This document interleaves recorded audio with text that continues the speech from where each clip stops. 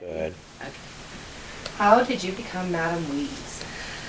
Okay, well, my dad called me Wheezy long before George Jefferson was on TV, okay? So when I was like 2, 3 years old, my dad, he was from Denmark, and he had a Danish accent, and it came out, Weezy, you know, all the time. So when I was in school, people would say, Louise, is that your name, and do you have a nickname, and this and that? And I go, well, my dad calls me Wheezy. So it came out Wheezy, and everybody, that was my nickname growing up as a child. And as I got older, and in bands, you know, musicians being as lazy as they are, it went Wheeze, Wheeze, hey Wheeze. It was never Wheezy anymore. So everybody knew when someone yelled Wheeze, it was for me, you know. Well, then the internet came along, and I wanted to have an email name, and my musician friend of mine, Greg Hagee, when I were at his house, and he was trying to figure out what name could we have, Wheeze, Wheezy, all that was taken, you know.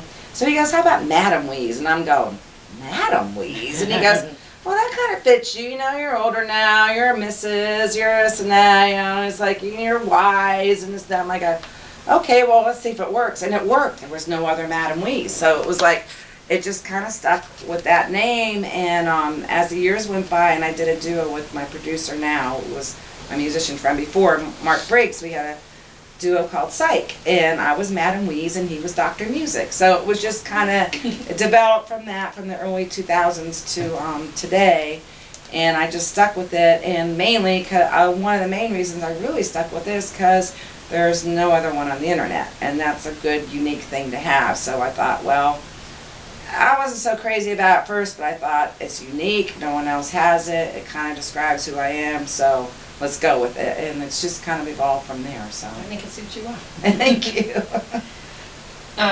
You may have already answered. Have you had any other stage names? Louise Dane, I went by Dayne, way back in the early 80s when my brother and I's last name, we worked together in a band, was Damstroft, and it was always Damstroft, and no one could ever say our names right, and so it was like, you know, back then it was like simplify your name. So it was Louise Dane for a long time, and I've been married 4 times. So, and every time I got married, it was the last Louise Nutter, Louise Pierce, you know, Louise Hathaway, you know. So it's like I've used many different names, but they were my, you know, my married names at the time. But the only other stage name I had was Louise Dane. So. Have you recorded any albums? I just recorded my very first full-length CD. I had recorded a 3-song CD last year, or 2009, and that was the first time I did a CD. And it was funny because Mark Briggs, my producer, who lives in St. Augustine, it's just how it happened. It was the one year I decided my husband wants to retire soon, and when he retires, we want to go to South and be snowbirds. And we know people that live down there, so we have places we could stay and things like that. But while I'm down there, we want to be able to play music on the beaches in the winter. Oh yeah, that's like our dream retirement, right? So I can just go play on the beaches in the winter, and he can come down, and we spend our winters in Florida and come up and stay here for, you know, and spend the nice months. And so it was 2008, he got laid off for 6 weeks, and I was like, hey, here's our opportunity for some pre-retirement training. And he was like, are you crazy? I'm laid off. And I'm like, and back then gas prices had dropped to like $1.75. And I said, I'll play for tips. We'll make the gas money in tips. We'll stay at my friend Stephanie's in Mount Airy, and we'll go down and stay with Mark in St. Augustine. We'll go to St. Pete and stay with him. And he's like, well, okay. I finally convinced him to do it. And that was the first Madam Weez, because my producer goes, well, you're on tour now. And I'm like, oh yeah, the Madam Weez Snowbird Tour, okay, you know. So, and I went to Mount Airy and played, and that was how it all started. Well, I went down there, Mark had his old home studio, which he's always had, and he had really built it up, and he's like, while you're here, let's record. I go, really? He goes, just record the songs you did in '95. We'll just record those. And I'm like, okay. He goes, I go, what for? I'm so old. No one's going to want it. What? Why would I want to record? No. He goes, just so we have it. So don't you want something you pass on to your kids? And I'm like, oh, okay. All right. Well, yeah, it'll be fun. Okay, let's do it. Because he knows how much I hate recording. I did. I'm starting to learn to have peace with recording. But I hated it then, you know. So the more I did it, so we did that. We had that CD. He goes, well, now you have a product you can sell at your shows. And I'm like, going, oh, merch, okay, you know, so it's like, you know, building up all this thing, and along the way, it's been like, why don't you write, da, da, da, da, and everybody just been, just giving me all this inspiration to write and record, and I'm like, okay, wow, you know, I never thought that I just want to go down south and play on the beaches.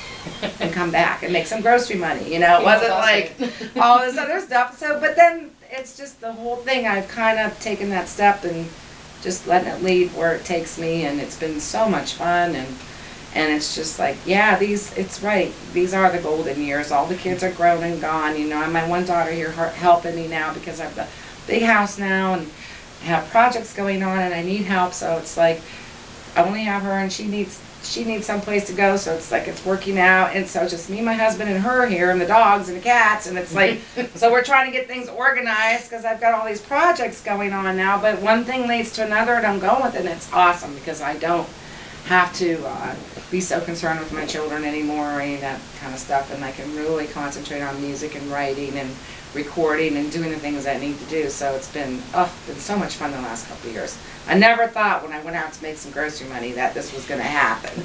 So it's been a real treat. Have you had any television appearances? Yes, with Tommy McCoy.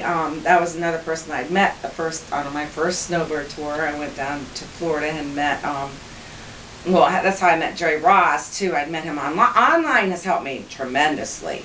It's like once I decided that, you know, I could get a fan base through the internet, and I had been working with computers for so long, and I've always been interested in them, you know, and that's how I met Jerry Ross. Then I met Tom McCoy for another friend, and then when I met Tom McCoy in St. Pete, I found out that he was from here, and he graduated from Howland in '73, but he lives in St. Pete, you know, and it was like this whole connection thing happened, and so he said he wanted to start coming up here and doing concerts once a year. And we just started talking about benefits, you know, and then we decided that his wife had passed from breast cancer, that we would start doing breast cancer, because it's like a reunion thing for him to see all his friends and everything, you know. Sure. And they loved it, and the first year was awesome. Last year was tremendous. I can't imagine what this year is going to be like. But the first year he's here, he's like, okay, Weez, you know, because he stayed here with us as off and on, you know, I stayed with other friends, but when he goes, okay, we have a radio show in the morning or tomorrow afternoon. I'm like, we do? And he's like, yeah. He goes, that's nothing, you just go in there, we probably won't even be there 15 minutes, and don't worry about it, and I'll take the lead, you just follow, blah, blah, blah. You know, because Tommy's just been doing this for so long. He's international, he's performed in Europe and things like that, you know, he's a blues artist, so it's like, okay, you know, so I'm like a nervous wreck. You know, and we end up being an hour on this radio show because the guy was so interested in our stuff and our stories and everything. And then he goes, we're going to be on TV. And I could not sleep the night before. I was like, on TV? Really? You know, to sit there and like talk.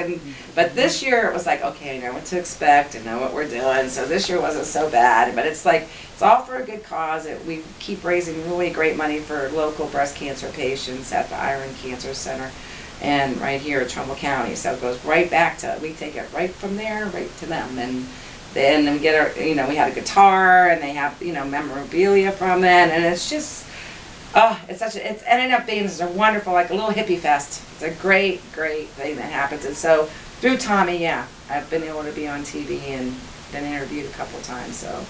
Is that his video over there? Yeah. What? I could read it. Sorry. Do we stop time? That's the last question, but okay. Where would you like to see your career going from this point on? One of my goals is to be able to go to Denmark, my father's homeland, and maybe Poland, my mom's parents' homeland, someday, to go over there and sing and perform and be able to see. Give me goosebumps. Yeah, I was named after my grandmother, Louise Damstoff, and she was a piano player for the silent movies back in the 20s over in Denmark. And so there's a grave over there that says Louise Damstoff that I would just like to lay on it and have my picture taken with it. Is that a Madonna thing? I don't know, but it's like, you know, it's like, but it's just that, you know, my family's connected. I've been connected through mail and gifts, but I've never got to go to Denmark. My mom got to go there and told me about it. My sister did too, but that's one thing I like to do, be able to go over there. And I do have some relatives. I think I have a cousin in radio over there or whatever, television. So it's like, you know, So I tried to online get connected with him. I actually met a soccer player from over there with the same last name, and he goes, this last name, Damstoft, is not common, and Denmark's not a very big country. So he's like going, we must be related. I'm like, yeah, we must be, you know. And he's like the only one that really I can chat with in English, because the other ones don't really, they'll send me stuff in Danish, and I'm like, I don't know. My dad didn't teach me Danish, you know, but I would just love to travel and to break even, you know, like have your travel expenses paid so that when you go to perform, it just pays for your traveling. And that's basically, I would love to see that. But to be able to have one of my songs picked up, there's rumor that Chocolates in You that I wrote with Jerry Ross, that Miranda Lambert's looking at it. And I'm like, okay, Jerry, Wow. someone just blowing smoke up your, you know, or is this really happening? Well, you never know, because you never know who sees what and hears what, especially with the internet now. And it's like, if she just picks up that song, that's like my musical lottery ticket, maybe pay the house off, that would be cool, you know, or whatever, you know. That would be awesome. If one of my original songs got picked up by somebody, that would just be like, yay! You know, that would be the ultimate, you know. But it's like, but whatever it brings me, I'm just happy the way it is, and, you know, whatever happens, I'm happy. I'm just kind of at peace with it all now. I used to be, when I was younger, oh God, I only got till I'm 30, do I make it? And, oh, I gotta quit then, I can't ever play music again. And I think really, if you're born a musician, you're gonna be one. The day you die, you're gonna find a way to do it. Because when I wasn't doing it for the longest time, gained a lot of weight, I was sick, and Harmony, my oldest daughter, said to me, Mom, you need to sing because you look like crap. So even my kids realize over the years that even as though music had taken time away from them over the years, I think they've even realized once you're a musician, you can't just stop. You got to do something with it. You can, you know, you got to perform or write, or even if you're performing in your church choir, whatever it is, you got to have to be doing your music every day, you know, because it's in your blood, you know, just like I think any kind of art or whatever your purpose is. If that's in your blood to do, there's no fight, you know, because I fought it for years. I'm never doing music again. I am sick of this business, rah, rah, rah, rah, you know, but now it's like, oh, I'm having fun, so. Well, thank you so much for Thank you, interviewing. too. The jam. What